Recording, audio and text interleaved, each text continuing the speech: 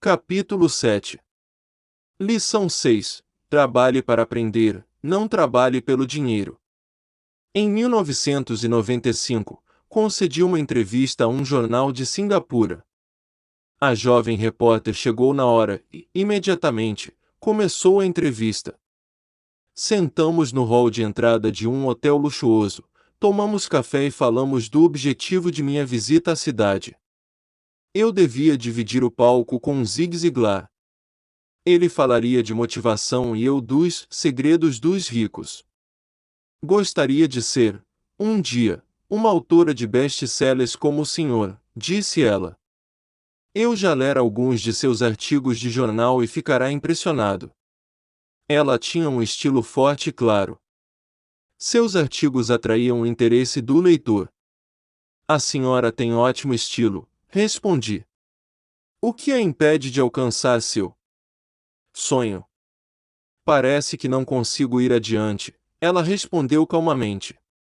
Todos dizem que meus romances são ótimos, mas não acontece nada. De modo que continuo no jornal. Pelo menos dá para pagar as contas. O senhor teria alguma sugestão? Sim, retruquei animadamente. Um amigo meu tem, aqui em Singapura, um curso que ensina as pessoas a vender.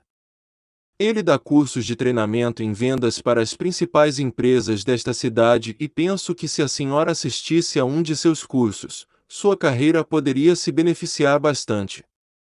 Ela se espantou. O senhor está dizendo que eu deveria aprender a vender. Balancei a cabeça afirmativamente. O senhor está falando sério. Voltei a fazer que sim com a cabeça. O que há de errado com isso? Agora eu estava recuando. Ela se ofendera com o que eu disse. Preferiria não ter dito nada. Em minha tentativa de ser útil, comecei a defender minha sugestão. Tenho um mestrado em literatura inglesa. Por que frequentaria um curso de vendas? Sou uma profissional. Fui para a universidade para não ser vendedora. Odeio vendedores. Eles só pensam em dinheiro. Diga-me, para que vou estudar vendas? Ela começou a arrumar suas coisas. A entrevista tinha acabado. Na mesa em frente ao sofá estava um exemplar de um best-seller que eu publicara. Peguei o livro e algumas notas que ela fizera num bloco. Está vendo isto? Disse eu apontando para suas anotações. Ela olhou para o bloco. O que? Ela disse confusa. Novamente, apontei para suas anotações. No bloco ela escrevera Robert Kiyosaki, autor de best-sellers. Aqui fala autor de best-sellers, não diz melhor escritor. Seus olhos se arregalaram imediatamente. Sou um péssimo escritor. Você é uma grande escritora. Eu frequentei cursos de vendas. Você tem um mestrado. Junte as duas coisas e você terá uma autora de best-sellers e uma boa escritora. Seu olhar estava enfurecido. Nunca me rebaixarei tanto quanto chegar a aprender como vender. Pessoas como o senhor não têm nada que ficar escrevendo. Fui treinada profissionalmente para escrever e o senhor para vender. Não é justo. Guardou o resto de suas notas e disparou pelas amplas portas de vidro para a úmida manhã de Singapura. Pelo menos, na manhã seguinte, sua reportagem era equilibrada e favorável. O mundo está cheio de gente inteligente, talentosa, instruída e qualificada. Encontramos com elas todos os dias. Estão todas em volta de nós. Alguns dias atrás, meu carro estava com problemas. Entrei numa oficina e o jovem mecânico consertou em alguns minutos. Ele sabia o que estava errado apenas pelo barulho do motor. Fiquei impressionado. A triste verdade é que um grande talento não é suficiente. Sempre fico chocado ao perceber o pouco que ganham as pessoas talentosas. Ouvi outro dia que menos de 5% dos americanos ganham mais de US$ 100.000 ao ano. Já encontrei gente muito instruída, brilhante, que ganha menos de US$ 20.000 ao ano. Um consultor comercial especializado na área médica me dizia que muitos médicos, dentistas e quiropráticos têm dificuldades financeiras. Até então eu pensava que, quando eles se formassem, os dólares choveriam. Foi esse consultor que me disse: eles estão uma habilidade atrás da grande riqueza. O que isso quer dizer é que muitas pessoas precisam apenas aprender e dominar uma habilidade a mais e sua renda aumentará exponencialmente.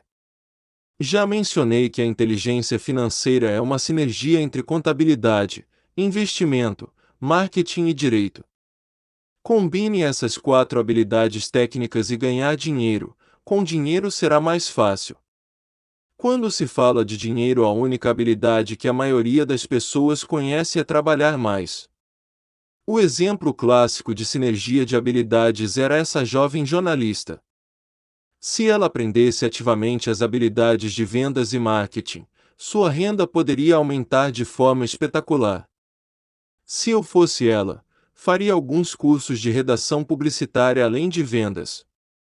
Então, em vez de trabalhar no jornal, eu procuraria um emprego numa agência de publicidade. Mesmo se seu salário se reduzisse, ela aprenderia a comunicar-se sinteticamente como se faz com tanto sucesso na publicidade. Ela também aprenderia relações públicas, uma habilidade importante. Aprenderia a como obter milhões em publicidade gratuita. Então, de noite e nos fins de semana ela poderia escrever seu grande romance. E quando este estivesse terminado, ela estaria mais apta a vender seu livro. E, assim, em pouco tempo, ela poderia ser autora de best-sellers. Quando publiquei meu primeiro livro, If You Want to Be Rich and Happy, Don't Go to School. Se você quer ser rico e feliz, não vá para a escola, um editor sugeriu que eu mudasse o título para Economia da Educação. Falei que com um título como este eu só conseguiria vender 2 exemplares, um para minha família, o outro para meu melhor amigo. O problema é que eles esperariam ganhá-lo. O agressivo título foi escolhido porque eu sabia que assim obteria toneladas de publicidade. Sou favorável à educação e acredito em reforma educacional. De outra forma, por que continuaria eu a pressionar por mudanças em nosso sistema de ensino antiquado? Por isso, escolhi um título que me permitisse ir a mais apresentações de televisão e rádio, simplesmente por causa da controvérsia. Muitas pessoas pensaram que eu era louco, mas o livro vendeu muito bem. Quando me formei na Academia de Marinha Mercante dos Estados Unidos, em 1969, meu pai instruído ficou feliz. A Standard Oil da Califórnia me contratara para sua frota de navios-tanque. Eu era terceiro imediato e o salário era baixo em comparação ao de meus colegas, mas era um bom emprego para um recém-formado. Meu salário inicial era de cerca de US$ 42.000 ao ano, incluindo as horas extras, e eu só trabalhava durante 7 meses. Tinha 5 meses de férias. Se eu quisesse, poderia ter ido para o Vietnã com uma empresa de navegação subsidiária e teria com facilidade dobrado meu salário em vez de descansar nas férias. Tinha uma grande carreira à minha frente. Contudo, me demiti 6 meses depois e fui para a Marinha dos Estados Unidos para aprender a voar. Meu pai instruído ficou arrasado. Pai rico me deu os parabéns. Na escola e no local de trabalho estava em moda a especialização. Isto é, para ganhar mais ou obter uma promoção era necessário especializar-se. E por isso que os médicos imediatamente procuram especializar-se em algo como ortopedia ou pediatria. O mesmo se aplica a contadores, arquitetos, advogados, pilotos e outros. Meu pai instruído acreditava no mesmo dogma e ficou empolgado quando finalmente obteve seu doutorado. Ele muitas vezes admitia que as escolas recompensam as pessoas que estudam mais e mais a respeito de menos e menos. Pai Rico me incentivava a fazer exatamente o oposto. Você precisa saber um pouco sobre várias coisas, era a sua sugestão. É por isso que durante anos trabalhei em diferentes áreas de suas empresas. Por um tempo, trabalhei no departamento de contabilidade. Embora eu provavelmente nunca chegasse a ser um contador, ele queria que eu aprendesse por osmose. Pai Rico sabia que eu pegaria o jargão e o sentimento daquilo que é importante e do que não é importante. Também trabalhei como ajudante de garçom e como operário na construção, bem como em vendas, reservas e marketing. Ele estava preparando Mike e eu. Ele insistia em que nos sentássemos para assistir a seus encontros com diretores de banco, advogados, contadores e corretores. Queria que conhecêssemos um pouco sobre cada aspecto de seu império. Quando abandonei meu emprego bem pago na Standard Oil, meu pai instruído teve uma conversa séria comigo. Ele estava perturbado. Ele não podia entender minha decisão de largar uma carreira que oferecia salário alto, grandes benefícios, muito tempo de folga e oportunidades de promoção. Quando me perguntou certa noite por que você se demitiu, eu não consegui, por mais que tentasse, explicar para ele. Minha lógica não encaixava com a lógica dele. O grande problema é que minha lógica era a lógica de meu pai rico. A segurança no emprego era tudo para meu pai instruído. Aprender era tudo para meu pai rico. Meu pai instruído pensou que eu tivesse ido para o curso para aprender a ser um comandante de navio. Pai rico sabia que eu estava lá para estudar comércio internacional. Enquanto estudava fiz transporte de cargas, naveguei em grandes cargueiros, em navios-tanque e em navios de passageiros pelo Extremo Oriente e pelo Pacífico Sul. Pai rico me incentivava a navegar pelo Pacífico em lugar de ir para a Europa porque sabia que as nações emergentes estavam na Ásia e não no velho continente. A maioria de meus colegas de turma, incluindo Mike, ainda participava de festas nas suas fraternidades, e eu já estudava comércio, gente, estilos de negócio e culturas no Japão, Taiwan, Tailândia, Singapura, Hong Kong, Vietnã, Coreia, Tahiti, Samoa e Filipinas. Eu também frequentava festas, mas não em fraternidades. Cresci rapidamente. Meu pai instruído não conseguia entender por que eu me demitira do emprego e entrará para a Marinha dos Estados Unidos. Disse-lhe que queria aprender a voar, mas realmente queria aprender a comandar tropas. Pai rico me explicará que a parte mais difícil da condução de uma empresa é a gestão de pessoas. Ele passará 3 anos no exército. Meu pai instruído tinha sido isento do serviço militar. Pai rico me falou do valor de aprender a liderar pessoas em situações difíceis. Liderança é o que você precisa aprender agora, dizia. Se você não for um bom líder, receberá um tiro pelas costas, como ocorre nos negócios. Ao voltar do Vietnã, em 1973, me desliguei embora adorasse voar. Consegui um emprego na Xerox Corp. Fui para lá por uma razão, e esta não estava nos benefícios. Eu era bastante tímido, e a ideia de vender me parecia a coisa mais apavorante do mundo. A Xerox tem um dos melhores programas de treinamento em vendas dos Estados Unidos. Pai rico ficou muito orgulhoso de mim. Meu pai instruído ficou envergonhado.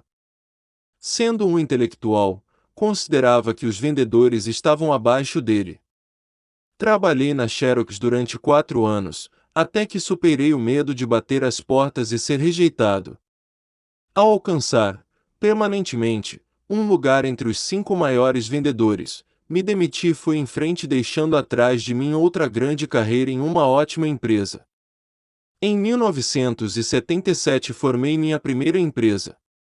Pai rico preparara Mike e eu para assumirmos empresas.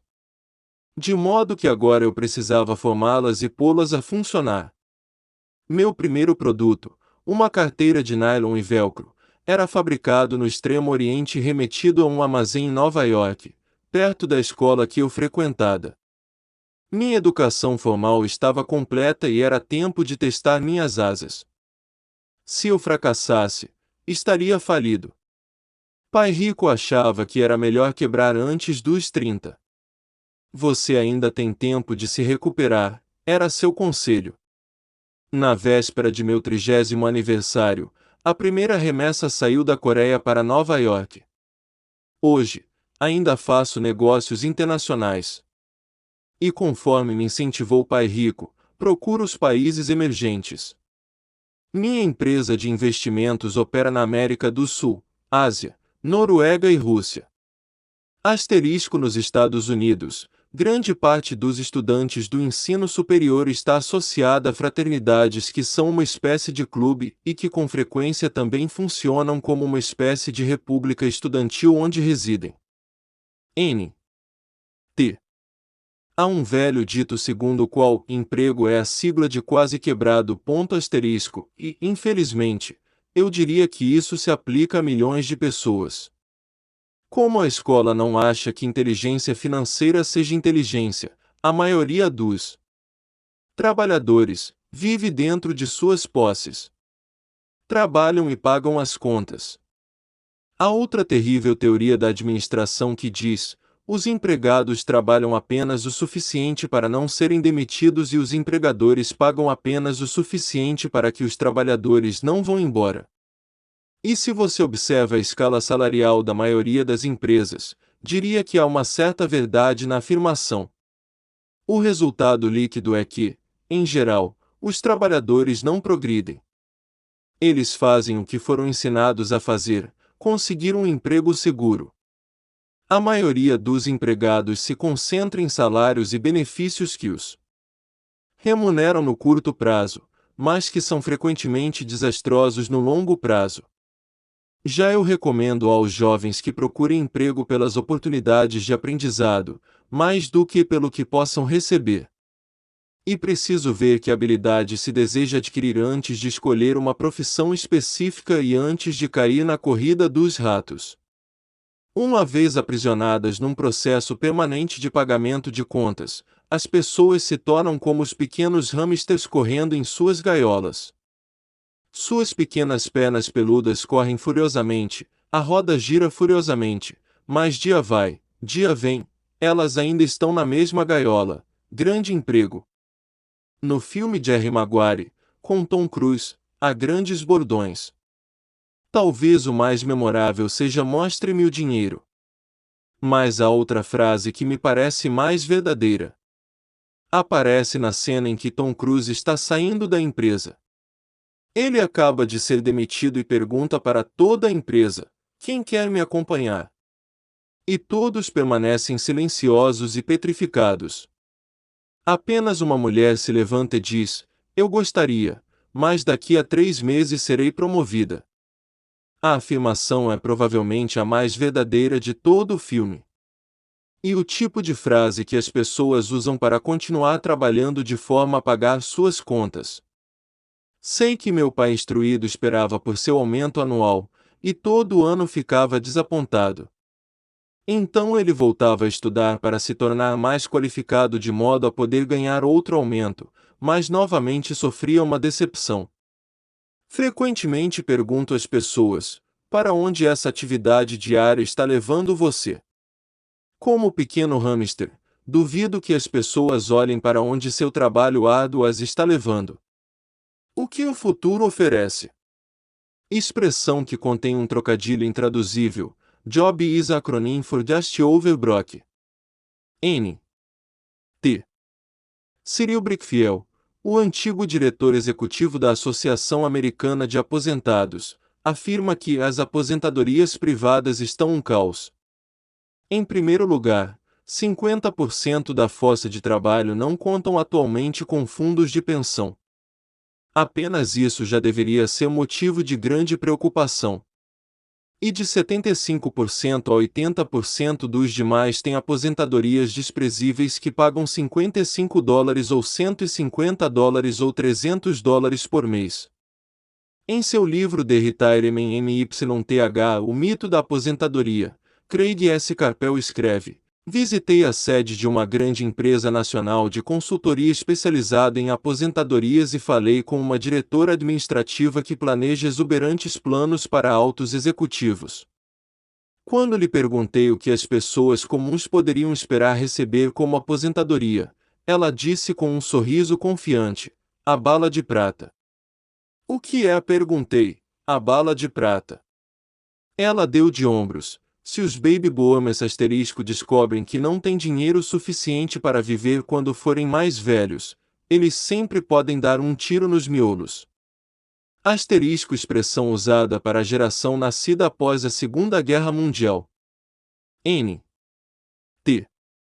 Carpel continua explicando a diferença entre os antigos planos de benefícios definidos e os novos planos de contribuições programadas que são mais arriscados. Não é um quadro animador para a maioria das pessoas que está trabalhando atualmente. E isso é só aposentadoria. Quando se acrescentam despesas médicas e casas de repouso para idosos, o quadro se torna aterrador. Em seu livro de 1995, ela indica que as despesas hospitalares variam de $30 mil a $125 mil ao ano. Em uma casa de repouso para idosos, sem qualquer mordomia, a anuidade estava em torno de $88 mil. Muitos hospitais em países onde a medicina é socializada já têm que tomar decisões dramáticas como quem permanecerá vivo e quem vai morrer. Eles tomam essas decisões com base no orçamento e na idade dos pacientes. Os cuidados médicos são destinados ao paciente mais jovem. O paciente mais velho fica para o fim da fila.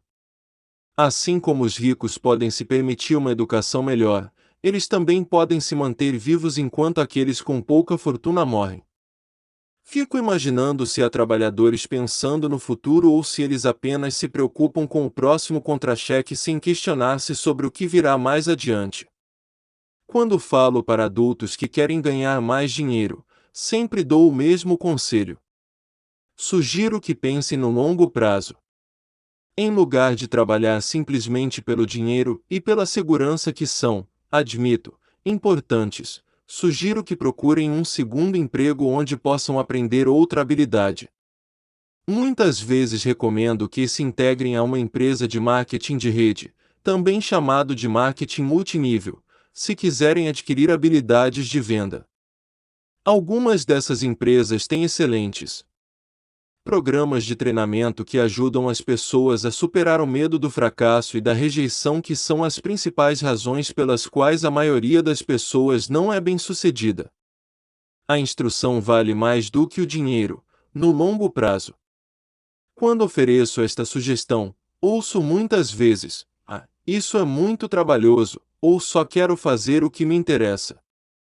Quanto à primeira resposta, retruco: então o senhor prefere passar a vida entregando 50% do que ganha ao governo. Quanto à segunda observação, digo: eu não tenho interesse em ir à academia de ginástica, mas vou para me sentir melhor e viver mais. Infelizmente, a verdade no velho adágio: não se pode ensinar truques novos a um cachorro velho. A menos que a pessoa esteja acostumada a mudar, é difícil mudar. Mas para aqueles que ainda estão sobre o muro em relação à ideia de trabalhar para aprender algo novo, ofereço esta palavra de incentivo: a vida se parece muito com ir à academia. A parte mais difícil é se decidir a começar. Uma vez feito isso, fica fácil. Em muitas ocasiões, ficava temeroso de ir para a academia, mas chegando lá, em movimento, era ótimo. Depois dos exercícios fico feliz de ter me decidido a ir. Se você não está disposto a trabalhar para aprender algo novo e insiste em se especializar em sua área, assegure-se de trabalhar em uma empresa sindicalizada. Os sindicatos foram planejados para proteger especialistas. Meu pai instruído, depois de ter caído em desgraça junto ao governador, tornou-se presidente do Sindicato de Professores do Havaí. Ele dizia que esse era o trabalho mais pesado que já tivera na vida. Meu pai rico, por outro lado, passou toda a sua vida fazendo o possível para que suas empresas não fossem sindicalizadas. Ele foi bem-sucedido. Embora os sindicatos fizessem força, Pai Rico sempre conseguiu combatê-los. Pessoalmente, não tomo partido porque posso ver a necessidade e os benefícios de ambas as situações. Se você seguir os conselhos da escola, tornando-se altamente especializado, então procure a proteção do sindicato. Por exemplo, se eu tivesse prosseguido minha carreira de piloto de aviões, eu teria procurado trabalhar em uma empresa em que o sindicato dos pilotos fosse forte. Por quê? Porque minha vida teria sido dedicada a aprender uma habilidade que só tem valor em um ramo de atividade. Se eu tivesse que abandonar esse ramo, as minhas habilidades não teriam valor em outra atividade. Um piloto sênior, com 100 mil horas de voo, ganhando $150 mil ao ano, teria dificuldades em encontrar um emprego com igual remuneração no ensino escolar. As habilidades não se transferem necessariamente de um ramo de atividades para outro. Os pilotos recebem salários altos por possuírem habilidades que não teriam valor, por exemplo, no sistema de ensino. Atualmente se pode dizer o mesmo até no caso dos médicos. Com todas as mudanças ocorridas na medicina, os especialistas têm que se agrupar em organizações médicas como os planos de saúde. Sem dúvida que professores precisam se sindicalizar. Atualmente nos Estados Unidos o Sindicato dos Professores é o maior e mais rico deles. A Associação Nacional de Educação tem uma força política tremenda. Os professores precisam da proteção de seu sindicato porque suas habilidades também têm escasso valor fora da área da educação. De modo que a regra prática é, se for altamente especializado, sindicalize-se. A legislação trabalhista dos Estados Unidos considera a possibilidade de empresas em que todos os trabalhadores devam ser sindicalizados e outras em que nenhum seja sindicalizado. Até mais ou menos 1947, eram admitidas empresas em que a contratação de trabalhadores só pudesse ser feita entre sindicalizados. Depois o dispositivo foi modificado para que os trabalhadores pudessem sindicalizar-se após a contratação. N.T. Quando pergunto às minhas turmas, quais de vocês fazem um hambúrguer melhor do que o do McDonald's, quase todos levantam a mão. Então pergunto, se a maioria de vocês faz um hambúrguer melhor do que o do McDonald's, como pode ser que o McDonald's ganhe mais dinheiro do que vocês? A resposta é óbvia. O McDonald's é um ótimo sistema de negócios. A razão pela qual tantas pessoas talentosas são pobres é que elas se concentram na preparação de um melhor hambúrguer e sabem muito pouco sobre sistemas de negócios. Um amigo meu, do Havaí, é um grande artista. Ganha bastante dinheiro. Um dia o advogado de sua mãe ligou dizendo que ela lhe deixará $35 mil. Isto é o que sobrou de seus bens depois que o advogado e o governo pegaram sua parte. Imediatamente, ele viu uma oportunidade de aumentar seus negócios usando parte desse dinheiro em publicidade. 2 meses depois, seu primeiro anúncio em cores, de página inteira, apareceu numa revista cara voltada para os muito ricos. O anúncio foi publicado durante 3 meses. Ele não teve qualquer retorno e toda a sua herança foi embora. Agora ele quer processar a revista por ter sido enganado. Este é um caso típico de alguém que pode fazer um belo hambúrguer mas conhece pouco de negócios. Quando lhe perguntei o que ele tinha aprendido, sua resposta foi que publicitários são escroques. Então lhe perguntei se ele não gostaria de fazer um curso de vendas e outro de marketing direto. Sua resposta foi: não tenho tempo e não quero jogar dinheiro fora. O mundo está cheio de pessoas talentosas. Com muita frequência, são pobres ou têm dificuldades financeiras ou ganham menos do que poderiam, pelo que sabem mais pelo que não sabem. Concentram-se em aperfeiçoar suas habilidades de fazer um melhor hambúrguer em vez de pensar em como vender e entregar esse hambúrguer. Talvez o McDonald's não faça o melhor hambúrguer, mas é o melhor no ofício de vender e entregar um sanduíche básico médio. Pai pobre queria que eu me especializasse. Era assim que ele achava que se ganhava mais. Mesmo depois de ouvir do governador do Havaí que não poderia mais trabalhar no governo do estado, meu pai instruído continuou me incentivando a me especializar. Pai pobre então encampou a causa do sindicato dos professores, fazendo campanhas por mais proteção e maiores benefícios para esses profissionais altamente especializados e instruídos. Ele nunca entendeu que quanto mais especializado você se torna, mais você fica amarrado e dependente dessa especialização. Pai Rico aconselhava Mike e eu a nos prepararmos. Muitas grandes empresas fazem ao mesmo, procuram jovens recém-formados nas faculdades e começam a preparar essas pessoas para exercer, um dia, altos cargos na organização. Esses jovens brilhantes não se especializam em um departamento, eles percorrem os vários departamentos para aprender todos os aspectos dos sistemas de negócios.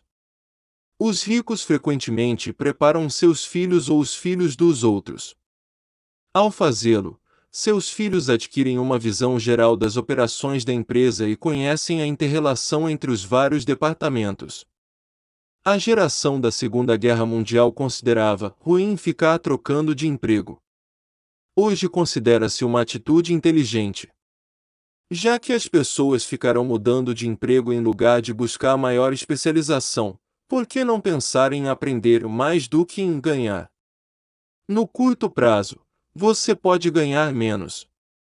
No longo prazo, resultará em grandes dividendos.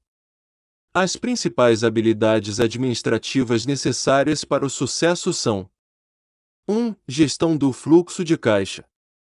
2. Gestão de sistemas, incluindo você e o tempo dedicado à família. 3. Gestão de pessoal. As habilidades especializadas mais importantes são vendas e compreensão da comercialização. E a habilidade de vender, portanto, de comunicar-se com outro ser humano, seja cliente, funcionário, chefe, cônjuge ou filho, a básica para o sucesso pessoal. São habilidades de comunicação como redigir, falar e negociar que são cruciais para uma vida de sucesso. São habilidades que exercito constantemente, fazendo cursos ou comprando fitas educativas para expandir meu conhecimento. Como já mencionei, meu pai instruído trabalhava cada vez mais arduamente quanto mais competente se tornava. Ele também se via cada vez mais encurralado quanto mais se especializava. Embora seu salário aumentasse, suas escolhas diminuíam. Pouco depois de ter sido mandado embora do trabalho no governo, descobriu como era vulnerável profissionalmente. É semelhante ao que ocorre com os atletas profissionais que de repente sofrem uma lesão ou ficam velhos demais para o esporte. Sua posição bem remunerada é perdida e eles têm habilidades limitadas às quais recorrer. Penso que é por isso que meu pai instruído se envolveu tanto com os sindicatos a partir daí. Ele percebeu quanto o sindicato poderia ter favorecido. Atualmente, encontro ex-professores ganhando centenas de milhares de dólares ao ano. Eles ganham tanto porque têm, além das habilidades especializadas de sua área, outras habilidades. Eles podem tanto ensinar quanto vender e comercializar. As habilidades de venda e marketing são difíceis para muitas pessoas, sobretudo em decorrência de seu medo da rejeição. Quanto melhor você se comunicar, negociar e lidar com esse medo da rejeição, tanto mais fácil será a vida. Da mesma maneira que aconselhei aquela jornalista que queria tornar-se autora de best-sellers, repito isso para todos: ter uma especialização técnica tem seus pontos fortes e fracos. Tenho amigos que são gênios, mas não conseguem comunicar-se efetivamente, e, em consequência, seus ganhos são lamentáveis. Eu os aconselho a passar um ano aprendendo a vender. Mesmo se não ganharem nada, sua capacidade de comunicação melhorará.